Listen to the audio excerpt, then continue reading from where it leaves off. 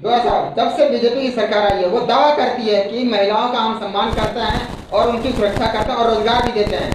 क्या सच्चाई, क्या हकीकत है? जर्नलिस्ट महोदय, ये भी आपको ज्ञान होना चाहिए कि जहां ये सुरक्षा की बात कर रहे हैं वहां 123 इनके सांसद जो जो चोगा पहन करके स्वामी कहलाते हैं, इन पे केस चल रहा है बलात्कार का।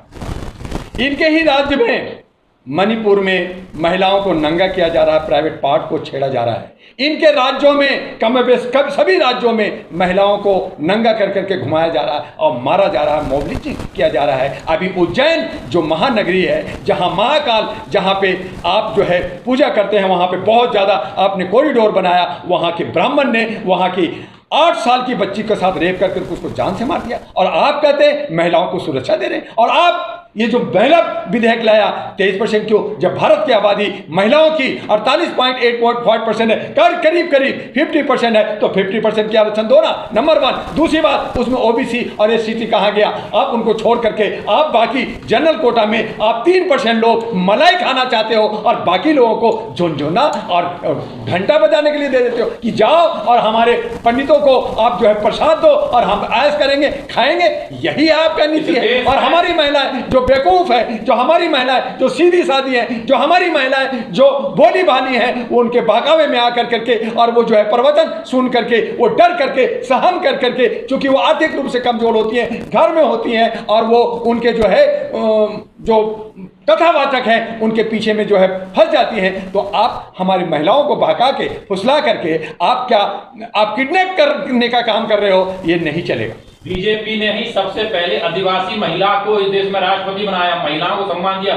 और आप जिन दलितों की बात करें, दलितों को सबसे पहले बीजेपी ने ही राष्ट्रपति बनाया। बहुत बहुत सुंदर आपने जर्नलिस्ट महोदय, जिस आदिवासी को आपने राज्य भवन में पहुंचाया, राष्ट्रपति भवन में पहुंचाया, उनको शुद्धिकरण के ब्राह्मण जब तिरुपति से 40 ब्राह्मणों को बुला करके नहला धुला करके राष्ट्रपति में भवन में भेजा, तो आपने राष्ट्रपति भवन, ये आपने जो है संसद विस्टा बनाया, तो आप उसको उद्घाटन में क्यों नहीं भेजे? आपने जब वहां पे संसद विशेष सदन सुनाया, तो आपने राष्ट्रपति को क्यों नहीं बुलाया? हमारे राष्ट्रपति जो देश का प्रथम नागरिक होता है, आपने उड़ीसा के मंदिर में आप गर्भगृह में नहीं जाने दिए, जबकि आप देश के प्रधानमंत्री होकर के आपने जो है यहाँ केदारनाथ में मंदिर के अंदर जूता पहन के गए, वहां पे 400 केजी सोना कहाँ गया इसका पता नहीं, कौन ब्राह्मण लोग खा गया, उस पर आपने बात नहीं किया। और आप कहते हैं कि आप आदिवासी को आप संरक्षण देंगे, आप कहते हैं कि आदिवासी को आप उसका हक देंगे। अरे अगर आदिवासियों को हक देना है तो बॉम्बे के चारों तरफ जो थाना है उनके तरफ जो आदिवासी हैं, जिनकी जमीन अधिग्रहण करके सारे कॉर्पोरेटरों ने, सारे बिल्डरों ने बड़ी बड़ी बिल्डिंगें बना दी है, आपने जमीन सारा जो है गुजरात में कब्जा कर लिया है, आप लद्दाख में जमीनें आप जो है अडानी को दे रहे हैं। ये किसका है? मूल निवासी आदिवासी का है। आप आदिवासी का अधिकार की बात कर रहे हैं, आप आदिवासी का अधिकार छीना है, आप आदिवासी को नंगा किया है, आप आदिवासी को बेइज्जत किया है। उसके अधिकार के लिए ही जनगणना की बात है कि अगर मूल निवासी इतना है तो उसका हक, अधिकार, उसकी बराबरी और समानता के साथ मिलनी चाहिए। यह हमारा संविधान कहता है, यह हमारा मौलिक अधिकार कहता है। आप संविधान का तो धत्ता बना देते हैं, आप अपनी मर्जी से कुछ भी कर सकते हैं। आप जो है जनता का टैक्स और जो है पैसे आप जो है इलेक्शन में खर्च करते हैं, आप इलेक्ट्रो बॉन्ड पे पैसा लेते हैं, आपको सुप्रीम कोर्ट, आपको इलेक्शन कमीशन कहता है ये गलत तरीका है, आप घूस ले रहे हैं, आप जो है प्रत्यक्ष रूप से आप जो है ब्लैक मनी को फाइट कर रहे हैं। आप चुप रहते हैं, जहां जहां महिलाओं के साथ शोषण हो रहा है वहां आप चुप रहते हैं। तो आप क्या कर रहे हैं? आप क्या कर रहे हैं? ये साबित करना चाहते हैं कि मैं तो जानता नहीं कि महिला क्या होती है, क्योंकि मैं तो शादीशुदा नहीं हूं। अरे शादीशुदा नहीं है, बीवी छोड़ दिया है, बिल पास कर दिया उन्होंने, इससे पहले सरकार के जिक्र कर बिल पास हो गया, ठीक है, 27 साल पुरानी बिल दिखाया, जो कहा करके दिखाया। देखिए 27 साल पुरानी बिल पास किया, सिर्फ गद्दी और सत्ता के लिए, कुर्सी पाने के लिए ये बोर्ड का राजनीति किया गया।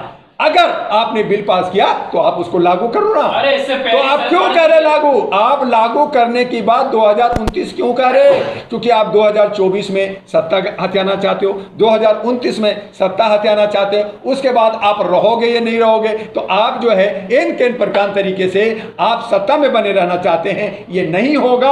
अब लोग जाग गए हैं, लोग आपका पैसा खाएंगे, आपको के साथ देंगे, लेकिन जब वोट देने की बात आएगी, जब बटन दबाने की बात आएगी, तो बहुसंख्यक लोग अपने जनप्रतिनिधि चुनेगा। और उसके लिए डॉक्टर दुआ ने 21 जनवरी 2023 से भाजपा हराओ अभियान लेकर के चल रहा है, और एक हमने ये साबित करके दिखा दिया, कर्नाटक में हराया बीजेपी को, और 5 राज्यों में भी हम खदेड़ने जा रहे हैं। और आपको विश्वास दिलाना चाहते हैं आपके चैनल से कि हमारे जो अति पिछड़े लोग हैं, जो नाई हैं, जो समाज के जो नीचे तबके में रहते हैं, वो लोग अब आगे आएंगे, और 2024 में हम दिखाएंगे, आपको बताएंगे, जिस तरह से आप लोग जर्नलिस्ट लोग भी जो दिग्भ्रमित हैं, जो लोग आवाज उठा रहे हैं, जो लोग बीजेपी के खिलाफ जा रहे हैं, उनको अरेस्ट किया जा रहा है, उनको उत्पीड़ित किया जा रहा है, ये कब तक चलेगा हम देखते हैं। आने वाले 2024 में बीजेपी नहीं जीतेगी, नहीं जीतेगी, ये डॉक्टर दुआ का वचन है। भाई, जिनको आरक्षण दिया 33% महिलाओं को, वो तो वोट देंगी, उनको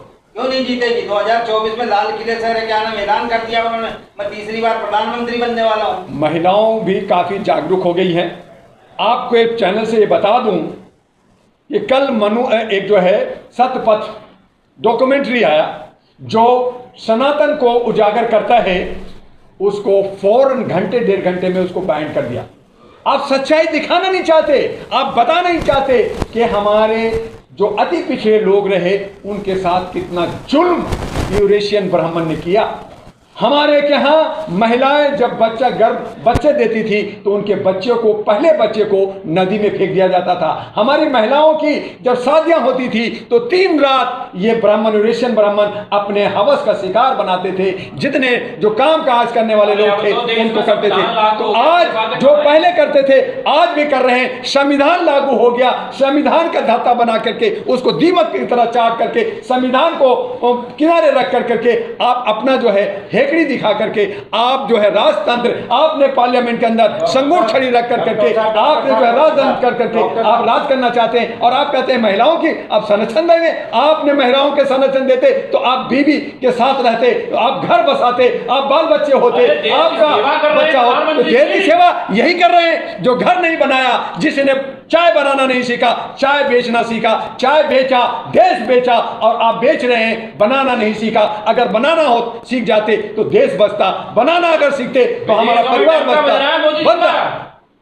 मोदी जी क्या है भाई? 302 के डुगडुगी हैं। 302 जो पार्लियामेंट है, वो उनके सपोर्टर हैं, वो जो अंधभक्त हैं, वो जो बिके हुए लोग हैं, उनको जवाब देगी जनता। आओ मोहल्ले में, आओ एरिया में, अभी बहुत पार्लियामेंट में रहे, बड़े बड़े कोठियों में रहे, विदेशों में घूमते रहे, और क्षेत्र में आपको बताएंगे, तो वो नहीं साथ देंगे तो मोदी जी कहाँ रहेंगे? डॉक्टर साहब, आज तक आजादी से लेके आज तक किसी ने पसमानदा मुसलमानों की बात नहीं करी। जिस तरह से पीएम मोदी जी उनको आगे प्रेजेंट करते हैं, क्या होगा उनको? ये आरएसएस का एजेंडा है। आप आरएसएस के एजेंडा कह रहे हैं कि मुसलमान सिर्फ मुसलमान है, चाहे वो शिया है, चाहे वो सुन्नी है, चाहे पसमानदा है, चाहे बरेलवी है, चाहे वो यहूदी है, चाहे वो जो है अहमदिया है, सभी के सभी मुसलमान है। लेकिन इस आरएसएस का एजेंडा है कि उसके अंदर घुस करके जय चंद पैदा कर करके, मुल्ला पंडितों को खरीद करके, पैसे का लालच दे करके, उसको इनकम टैक्स ईडी का डर दिखा करके, मुसलमानों को तोड़ कर करके आप 16% का वोट को तोड़ करके, बिखेर करके, क्योंकि आपको पता है कि मुसलमान मुझे वोट नहीं देगा,